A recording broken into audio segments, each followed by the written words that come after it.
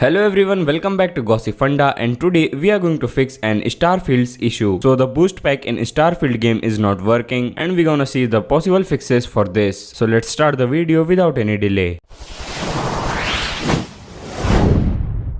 So the main reason for this issue is a bug, and not just a single bug, there are multiple bugs which creates this issue. Many players facing this issue, but you have to wait until this bug's issue resolved by the developer. So try to explore the galaxy with some other means. So this was the main reason, but now let's take a look on some basic reason for this issue. So first of all, make sure to unlock boost pack training perk, and for this you have to unlock at least level 1 to get the access of boost pack. And the second reason for this is that equipped pack lacks basic boost pack perk, which means the equipped pack does not contain basic boost pack. So these were some ways to fix your issue. I hope this video will be useful to you. Make sure to like, share and subscribe.